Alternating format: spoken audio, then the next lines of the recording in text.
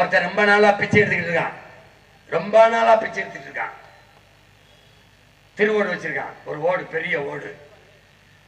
ஒருத்தர் கேட்கிறான், என்ன எவ்வளவு நாளா பிச்சை எடுக்கிறீங்க அப்படின்னு. நாங்க ரொம்ப நாளா எடுத்துக்கிட்டு இருக்கோம். எங்க அப்பா எடுத்தாரு, அவர் போகும்போது இந்த ஓடை கொடுத்துட்டு போனாரு, இப்ப நான் எடுக்கிறேன். அதுக்கப்புறம் அதுக்கு முன்னாடி எங்க தாத்தா எடுத்தாரு, அது எப்படின்னு. இந்த ஓடு எங்க பரம்பரை சொத்து. எது? இந்த ஓடு. இந்த ஓடு என் பரம்பரை சொத்து. அப்படியா அப்படின்னு ஒரு ஞானி, ஒரு பெரிய ஞானி, அவர்கிட்ட வந்து எனக்கு ஏதாவது ஒரு நல்லது சொல்லுங்க, ரொம்ப நாளா அப்படி பிச்சை எடுத்துக்கிட்டு இருக்கேன் அப்படின்னா. அப்படியா, அந்த ஓடை கொடு அப்படின்னு வாங்கி இப்படி இப்படி பாக்குறாரு. ஓடை பாக்குறாரு அந்த ஞானி.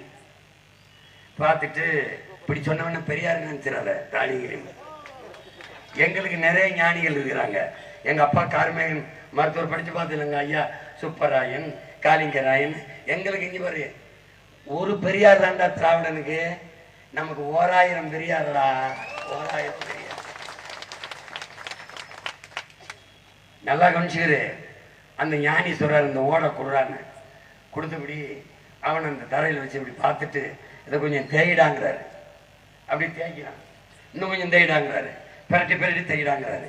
தேய்ச்சி தேய்ச்சி பார்த்தா நம்ப முடியல, பெரிய தங்கம், தங்க சட்டி, தங்கத்துல சட்டி செஞ்சிருக்கான். அதை வச்சுக்கிட்டு இந்த தருதல அது தெரியாம ரொம்ப நாளா பிச்சை எடுத்துக்கிட்டு இருக்குது. உங்க புரியுதா? இந்த திரு ஓடு மாறி தமிழ் திரு நாடு. என் அன்பு மக்களே, இந்த நாடு, இந்த நாட்டை நீ வர போறவன்ட்ட கொடுத்துட்டு 1000 500க்கு பிச்சை எடுத்துக்கிட்டு இருக்க. இவங்களை விரட்டி அடிக்காத வாராய், உனக்கு விடியும் இல்லை முடியும் இல்லை.